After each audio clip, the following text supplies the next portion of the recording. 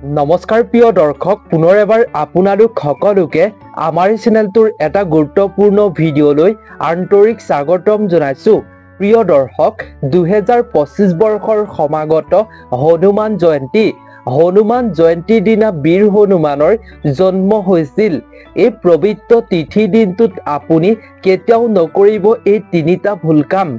বিশেষকৈ মহিলাসকলে ইয়াৰ প্ৰতি সাৱধান হোৱাটো খুবেই জৰুৰী। আজিৰ এই ভিডিঅ'টোৰ জৰিয়তে কোন তিনিটা কাম আপুনি হনুমান জয়ন্তীৰ দিনা কেতিয়াও কৰিব নালাগে তাৰ বিষয়তে আমি প্ৰস্তুত কৰা হৈছে। যদি আপুনি ভুলতে বা নাজানি এই দিনটোত এনে তিনিটা কাম কৰে, যি তিনিটা কাম কৰাৰ ফলস্বৰূপে আপুনি গোটেই বছৰটোত ভুগিব লাগিব ইয়াৰ ফল। অজানিতে কৰা ভুলৰ বাবে এটা সৰু কামৰ বাবে আপুনি গোটেই বছৰটো তাৰ ফল ভুগিবলগীয়া হ'ব পাৰে। সেইবাবে আপুনি আজিৰ এই ভিডিঅ'টো শেষলৈকে চাই থাকক, তেতিয়া আপুনি জানিব পাৰিব আচলতে কোন তিনিটা কাম হনুমান জয়ন্তীৰ দিনা কৰিব কেতিয়াও নালাগে।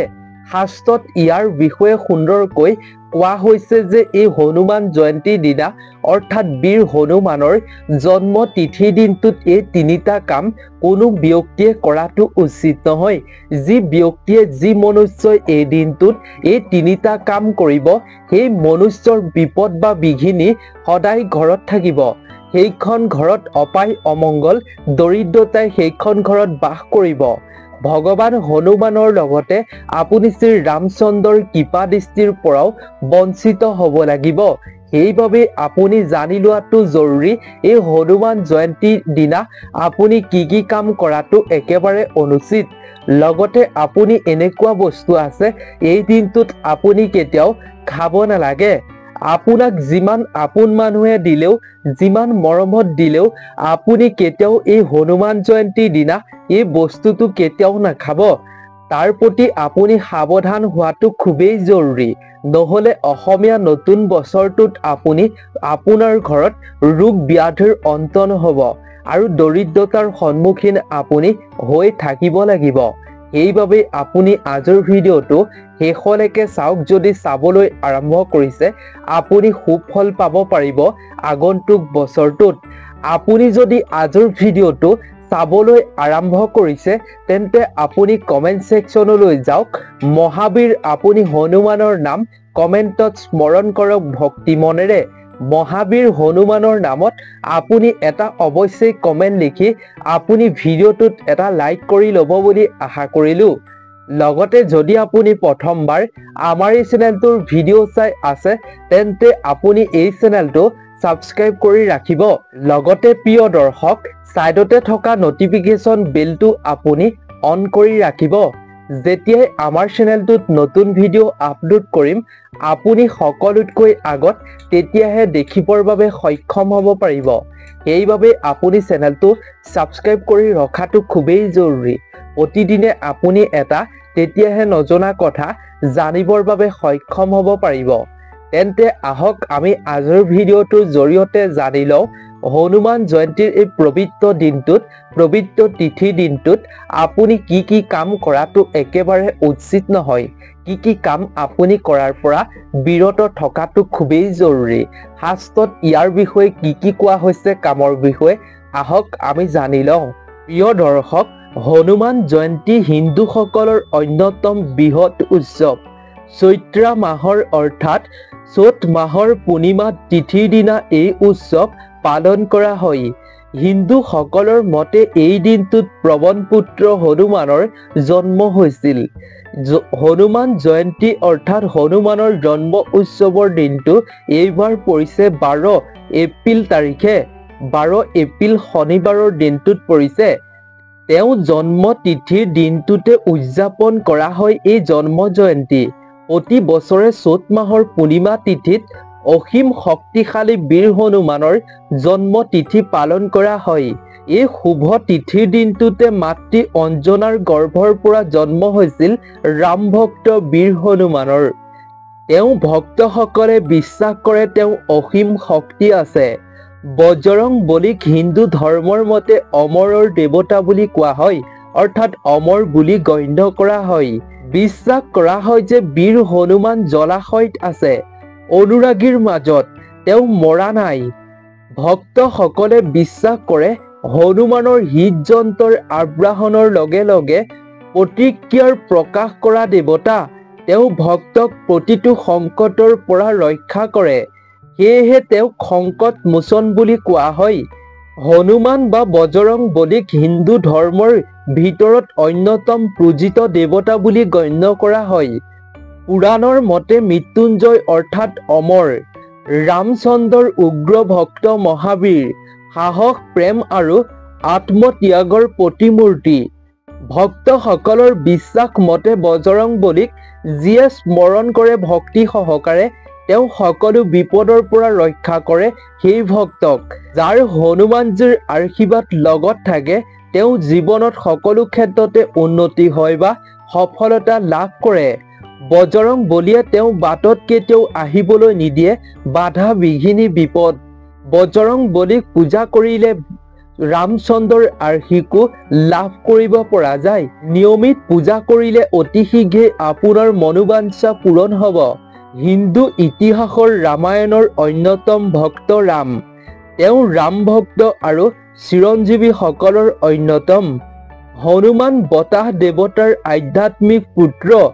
মহাবীৰ হনুমানক পৃথিৱীত ভগৱান ভোলানাথ অৰ্থাৎ শিৱৰ আংশিক দেৱতা বুলি গণ্য কৰা হয়। তেওঁক বায়ুৰ দেৱতাৰ অৱতাৰ বুলিও কোৱা হয়। গতিকে প্ৰিয় দৰ্শক, এনে এটা পবিত্ৰ দিনত আপুনি এই তিনিটা কাম কেতিয়াও কৰিব নালাগে, যি তিনিটা কামৰ কৰ্মফল আপুনি গোটেই বছৰ জুৰি গোটেই জীৱন জুৰি আপুনি লাভ কৰিব। সেইবাবে আপুনি এই তিনিটা কাম কেতিয়াও নকৰিব। সাৱধান হ'ব।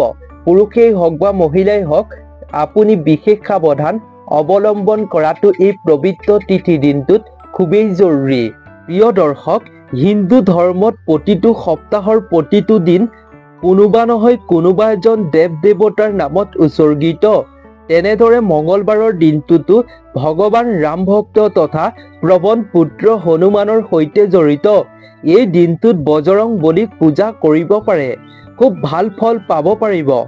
মান্যতাৰ অনুসৰি হনুমানক পূজা কৰিলে বিফলতাৰ কেতিয়াও সন্মুখীন হ'বলগীয়া নহয়। সদায় আপোনাক বিপদৰ পৰা ৰক্ষা কৰিব।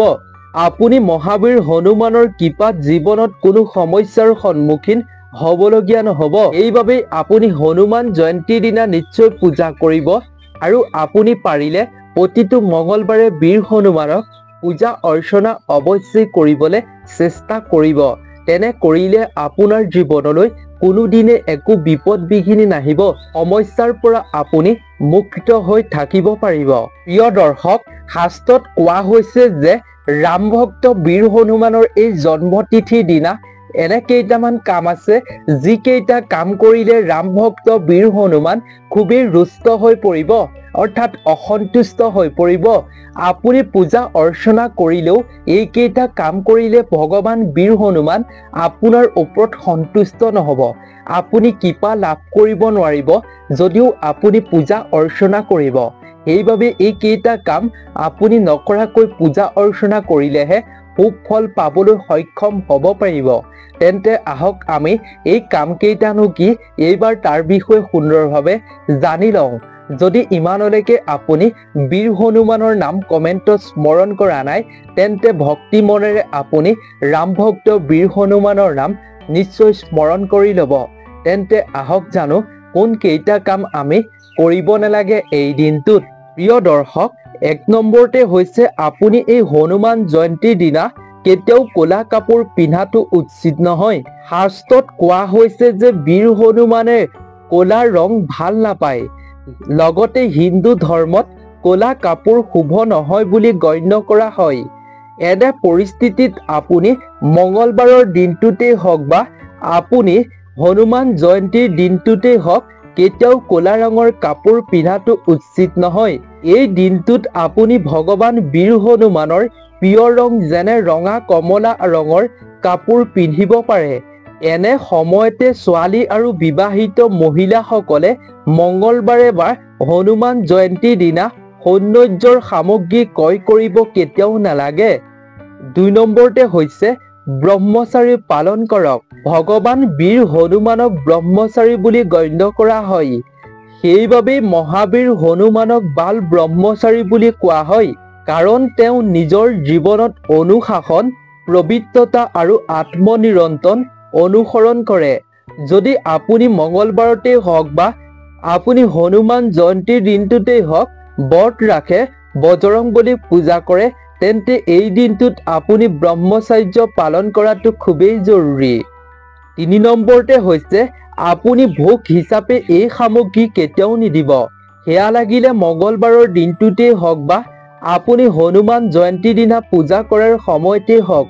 হনুমানক খাদ্য আগবঢ়োৱাৰ সময়ত এইটো মনত ৰাখিব যে তেওঁক আপুনি গাখীৰৰ পৰা তৈয়াৰী মিঠাই আগবঢ়াব কেতিয়াও নালাগে।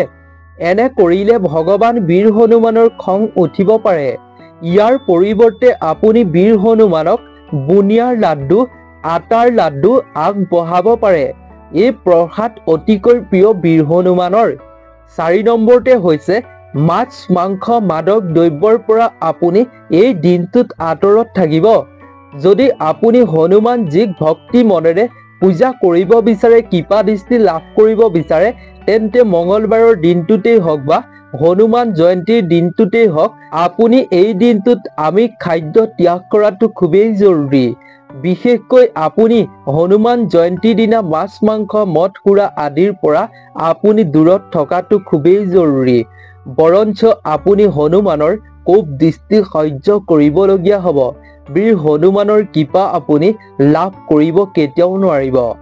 ৫ নম্বৰতে হৈছে প্ৰিয় দৰ্শক, আপুনি মঙ্গলবাৰৰ দিনটোতেই হওক বা হনুমান জয়ন্তীৰ দিনটোতেই হওক চুলি, দাড়ি, নখ কটাৰ পৰা আপুনি বিৰত থাকিব। নিমখীয়া খাদ্য আপুনি এই দিনটোত খোৱাটো উচিত নহয়। আপুনি এই দিনটোত ঋণ ধাৰ দিয়াটো একেবাৰে উচিত নহয়। কাৰোবাক ধাৰ দিয়াটো উচিত নহয়। ঋণলৈ আপুনি পইচা অনাটো উচিত নহয়। পশ্চিম, উত্তৰ আৰু উত্তৰ পশ্চিম দিশলৈ আপুনি এই দিনটোত যোৱাটো উচিত নহয়। ইয়াৰ পৰা আপুনি দূৰত থকাটো জৰুৰী। যদি আপুনি প্ৰতিটো মঙ্গলবাৰে বা হনুমান জয়ন্তীৰ দিনা এই কথাসমূহ মনত ৰাখে, তেতিয়া ৰাম ভক্ত বীৰ হনুমানৰ আশীষ আপুনি লাভ কৰিবৰ বাবে সক্ষম হ'ব পাৰিব। গতিকে প্ৰিয় দৰ্শক, আপুনি এইকেইটা কাম প্ৰতিটো মঙ্গলবাৰে বা আপুনি হনুমান জয়ন্তীৰ দিনা বিশেষকৈ সাৱধান হ'ব। এই দুটা দিনত আপুনি এইকেইটা কাম কেতিয়াও নকৰিব। তাৰ প্ৰতি আপুনি লক্ষ্য ৰখাটো খুবেই জৰুৰী। আপুনি যদি এই দিনটোত এনে কাম কৰে, তেতিয়া আপুনি গোটেই বছৰটোৰ বাবে অশুভ ফল লাভ কৰিব পাৰিব। যদি আপুনি এই নিয়মকেইটা মানি চলিব পাৰে, এইকেইটা কাম কৰাৰ পৰা বিৰত থাকিব পাৰে, তেতিয়া আপোনাৰ ওপৰত নিশ্চিতভাৱে ৰাম ভক্ত মহাবীৰ হনুমানে দুহাত মেলি কৃপা প্ৰদান কৰিব। আপোনাৰ ওপৰত বিৰাজমান হৈ থাকিব মহাবীৰ হনুমানৰ কৃপা। সেইবাবে আপুনি ইয়াৰ প্ৰতি লক্ষ্য ৰাখক। এই দুটা দিনত এই দুটা দিন আপুনি ভালদৰে পাৰ কৰক। গোটেই বছৰটোৰ বাবে আপুনি সুফল পাবলৈ সক্ষম হ'ব। যদি প্ৰিয় দৰ্শক আজিৰ এই ভিডিঅ'টো চাই ভাল পালে, তেন্তে আপোনাৰ বন্ধুবৰ্গ, আত্মীয় স্বজনৰ লগতো যিমান পাৰে শ্বেয়াৰ কৰিব, যাতে তেওঁলোকেও এই দুটা দিনত এইকেইটা কাম কৰাৰ পৰা বিৰত থাকিব পাৰে। গতিকে আজিৰ ভিডিঅ'টোৰ পৰা বিদায় লৈছো। বীৰ হনুমানে আপোনাকো মংগল কৰক, তাৰেই আমিও কামনা কৰিছো। আপোনালোক সকলো ভালে থাকক, সুস্থ থাকক, তাৰেই আমিও কামনা কৰিলো। নতুন এটা ভিডিঅ'ৰ জৰিয়তে আপোনালোক সকলোকে পুনৰ এবাৰ লগ পাম। আজিৰ ভিডিঅ'টোৰ পৰা বিদায় লৈছো। ধন্যবাদ।